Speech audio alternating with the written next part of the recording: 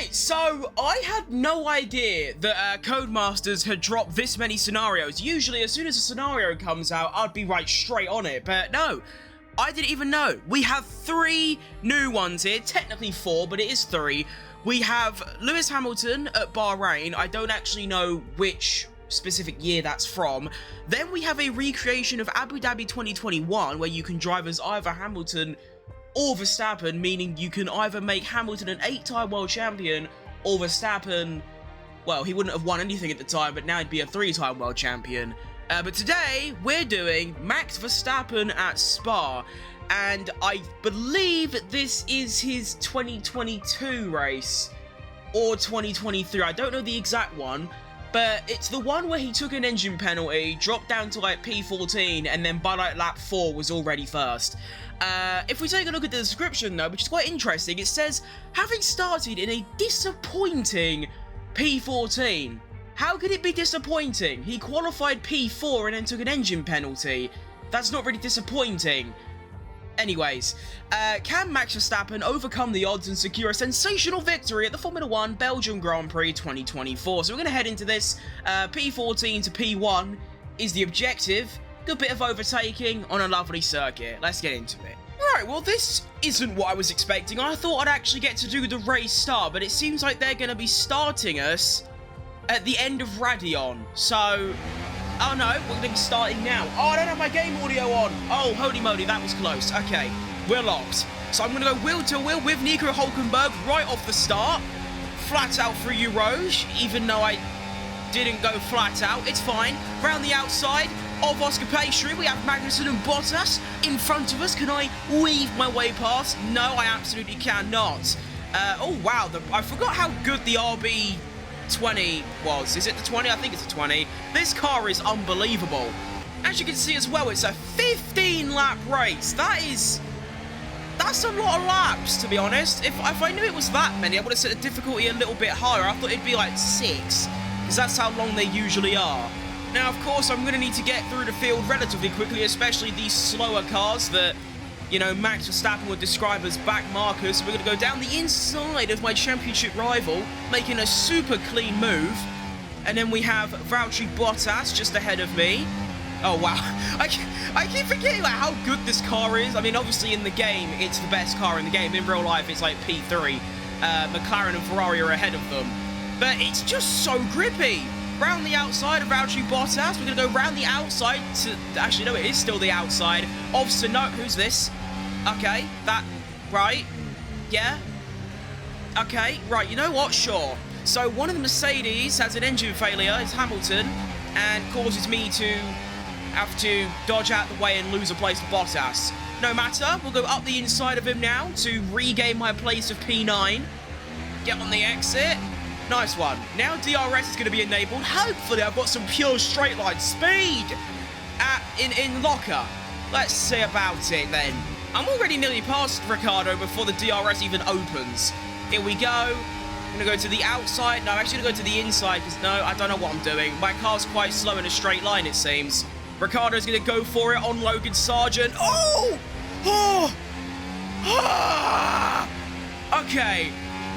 Right. Whoa! That was a lot closer than I'd like it to be. I don't know if that's like a scripted event or if that was actually just the AI being the AI, but woo! That reaction time was fast. That was very close to being an absolute write-off, and we do have a virtual safety car, so I might as well use the time to tell you, encourage you, consider subscribing to the FUTcrim YouTube channel. I'm grinding, you know, some F1 24 content to try and hit 1.5k by the end of the year, so come along for the journey, you know, come on in. But, hang on, wait, whoa, okay, right, it just, okay, right, the virtual safety car didn't even give me a warning that it was coming back in. It just said return to racing speed. Alright, okay, you know what, sure. 1.3 second gap to Ricciardo, 2.4 second gap up to Lawrence Stroll. I've also noticed that I'm the only one on the soft tyres, so that's obviously going to help out quite a lot, and, you know, it's only lap 3, and I'm only about, like, 7 seconds off the lead, so I don't think this will take too long. considering the car I've got as well, I mean, this literally feels like, compared to the cars I normally drive, the Haas and the Haas to Glory, the My Team car, even the McLaren in my FUTcrim to an extent, and obviously the Jenson Button Williams and the Toyota in my team on my streams, they all feel like, you know, slidey. This is just, it's just the best. I could probably drive this one-handed and still be, like, fairly consistent. Anyway, we crossed the line to start lap number 4. It is going to be a fastest lap for Max Verstappen. 1.3 seconds off Lance. I want to try and get DRS into Rouge. That'd be quite nice. Can I get it? Nope. Okay, you know what? Sure. Wait, no. There's a little chance. I don't actually know where the detection point is, but I might have... No, okay, I didn't. That's tough. Little fastest sector 1 for the boys. Should be able to dispatch Stroll, and I'm going to assume that's Alex Albon. It is, because I can see it in the top left. Isn't that amazing? I reckon I can dispatch of these two fairly quickly. Slower cars, slower tyres, slower drivers. Oh, getting very close to the gravel. Right, I'm going to try and go down the inside of this upcoming corner. We go round Pouon. Now I'm going to go to the inside of Lance. Never mind, he's going to push me off. No, we're still going for it. Should be able to brake later because of my tyre difference. And then we're going to try and not spin. There's no gap to go down the inside of Albon there. What about here? Anywhere, anywhere, anywhere? Come on, give me an opening. That'll do us. Around the outside, maybe. Oh, switcherooskies. Okay, there we go. Finally. Cool, my car is pretty pathetic in a straight line, to be fair. It might be all, you know, fine and dandy through corners and exits and entries and grip and all that, but down the straight, it's pretty miserable. Fastest lap is currently a 46.7 set by Checo. I've got to put in a 45.8. Whew, yeah, my race pace is decently fast. I've only just realised I'm going to be making a pit stop in this race, aren't I? Yeah, of course I am. I can't do 15 laps on softs.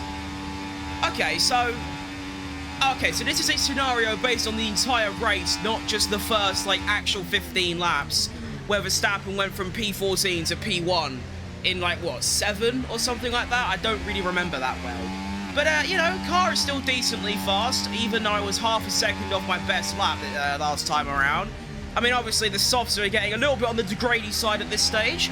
1.3 seconds behind Fernando Alonso. 2.6 seconds ahead of Alex Albon. Pace is about, I don't know, wait, 1.2 seconds faster per lap compared to everyone else, which, you know, is still pretty good, and I'm going to be about, what, like, 4 or 5 seconds off the lead?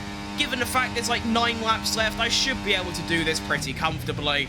Rightio, it's time to get the drag reduction system enabled to try and overtake Posh Spice George Russell, followed by Fernando Alonso.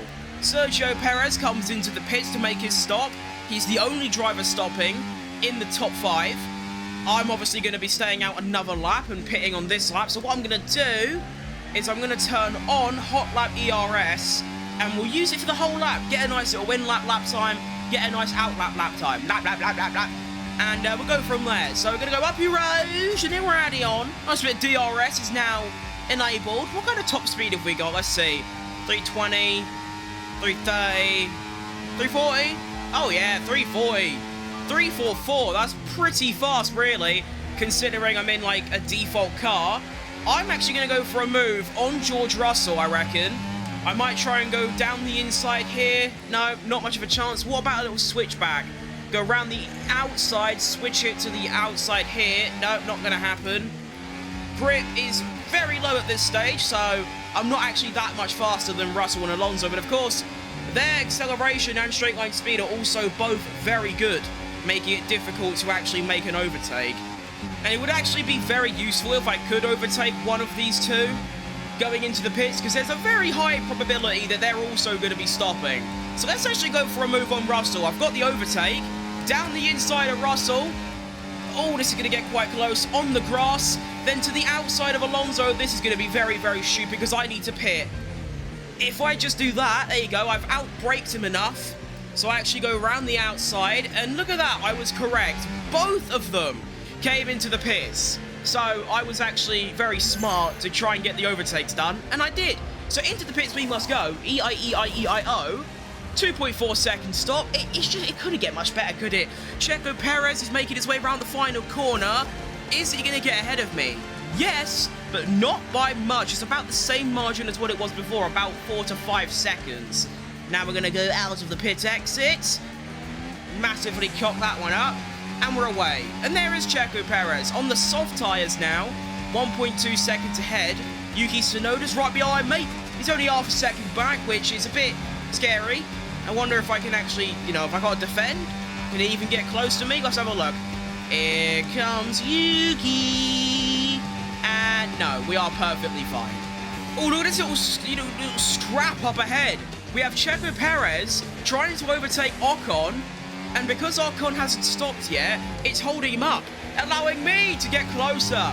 Meanwhile, the Ferrari of whoever the Ferrari is has already got past the Alpine, meaning they can shrink off into the distance.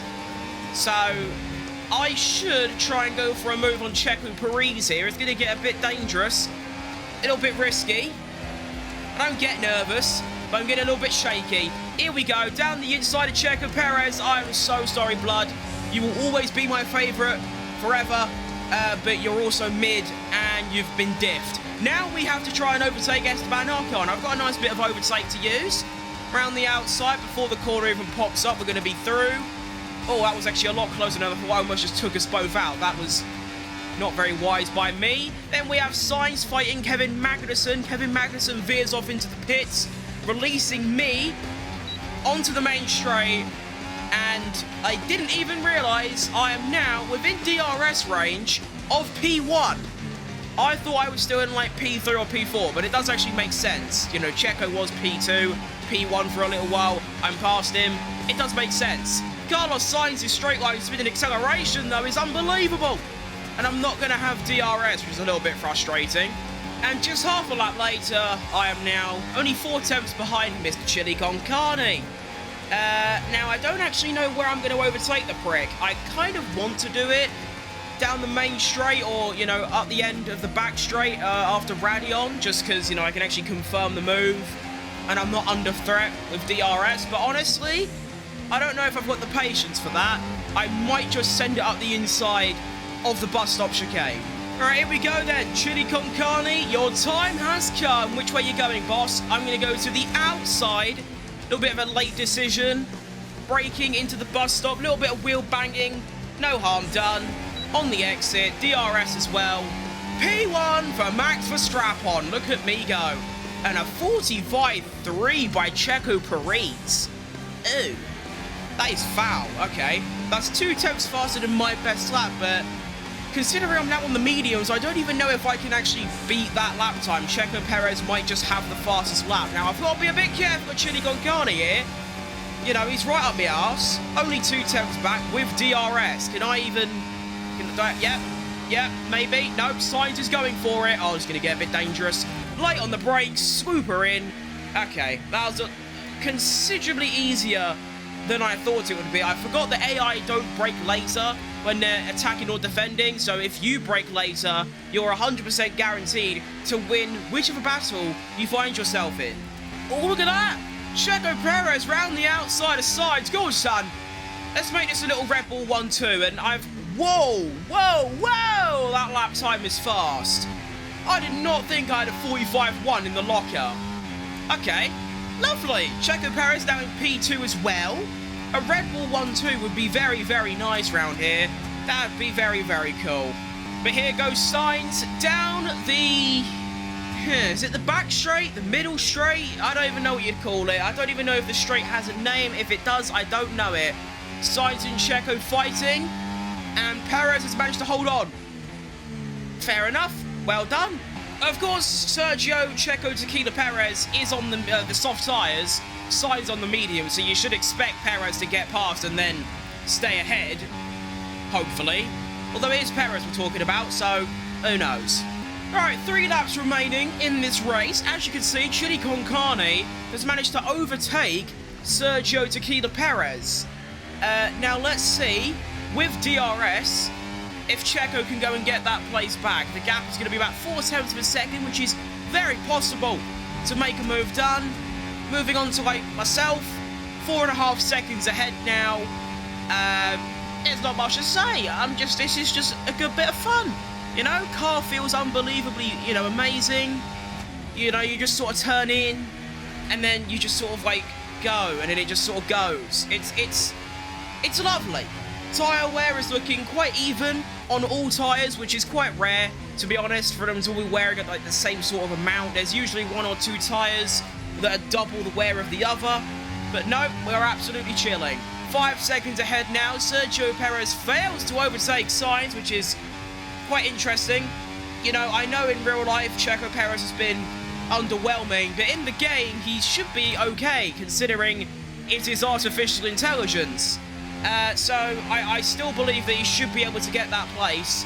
Of course, we still have 2 laps left, so he's still got about, what, 4 more chances? Carl Checo. Once again, Sergio Checo Tequila Perez fails to overtake Chili Con Carne. Starting to lose a bit of hope for the Red Bull 1-2, but, you know, we still believe in him for now. We have 1.5 laps remaining, and at this point, we're just bringing it home. Difficulty was definitely a bit too low. I'm currently playing on 105, so I reckon I could probably get away with maybe actually 110. I mean, I'm gaining about 2 seconds a lap, so 110 would only be about, what, 6 or 7 tenths quicker per lap. I could probably do that. Of course, the only not the only reason, but, you know, I got a bit lucky in this race. I managed to get through the field without, you know, wasting so much lap time stuck behind other cars. On 110, of course, it's going to be a lot harder to overtake, which means I might get stuck behind someone and I can't then, you know, get into P1. But I reckon I could probably do this on 110. But no, this scenario is actually alright. Of course, I always have the same criticism of scenarios, that they're very easy to come up with the concept of. Usually they just, like this, for example, they just take a real-life race. But, like, it's just the general concept of, like, it's just a normal race. Except they've just chosen the grid order. That's all they've done. There's no, like, special tweaks. I mean, there was the Lando Norris 1991 Brazil Grand Prix flashback. In that, they literally just took a scenario from F1 23 and just changed Hamilton to Norris. So that's all they've done. There was the same scripted events of, you know, Leclerc DNFing and that kind of thing. I don't know if Sargent spinning earlier on in the race, if that was scripted or the AI genuinely did just crash into each other. Even though, you know, that kind of thing with the AI crashing into each other is very, very rare. So I'm inclined to think that is a scripted event. Of course, if you can find out by playing this multiple times, and if the same thing happens, then yeah, it is. But to be fair, you know, aside from the fact that this is just a normal 25% race, or is it a 33? I don't know, but whatever the percentage is, it's just a normal race, and then they've just chosen the grid order. This scenario is pretty good. You get to drive the best car on the grid, you know, starting P14, get a nice bit of overtaking done, and this was quite good. So let's do a little bit of a drift at the end. There you go, lovely stuff, across the line. And there you have it, Max Verstappen scenario at Spa. I still don't know if this is the 2022 or 2023 race, to be honest. 2023 and 2022 are sort of blended together for me, like the F1 seasons. Like, I feel like if you told me to, like, decipher the difference between, like, this year and this year, I would get it mixed up. I don't know if Max Verstappen started P14 and came to win in 22 or 23. I don't know. Probably because in both years, he won all the time. That's probably why. Of course, 2022, he won, what, 15 races? And then 2023, he won 19. So, it's a bit difficult to tell. But that was a pretty good scenario. I would rate it a 7 out of 10. There's the final results. 8.5 seconds ahead of Sainz. Checo Perez fails to overtake Sainz, even though he was on soft tyres. Fastest lap by only 2 tenths over Sergio Perez. You have to obviously consider he was on softs, I was on mediums. Looking at the race director, the lap times are consistent-ish. It's not too bad. They're all 45s. That's okay. And yeah, there you go. Let's take a look at the score that I got. I got 628,000. I still don't understand how people get such high scenario scores. I'll show you the leaderboard in a second. I don't, like, get it, how people, like, I see this person, they're playing on, like, 75 AI with no assists, and yet they're, like, 4th in the world. I don't get that, because I remember, I believe it was the Ollie Behrman at Saudi Arabia scenario. I did that on 110 AI with no assists and no flashbacks, and I was still only like top 4% in the world. So here are the rewards you get, if there even is any. It's going to be, that's very disappointing, to be honest. So that's what you get if you place in the top 100%. So basically, just by completing the event, you get that. There's no exclusive rewards. I remember in F123, if you got like top 5%, you'd get like an exclusive trophy, which was quite cool to flex. But if we take a look at the leaderboard, so I remember I played, as you can see, on 105 AI with automatic gears and ABS on, and I am currently sitting top 4% in the world, which is not too bad. But if we go to the top, as you can see, there are some people here like these two, 80 AI.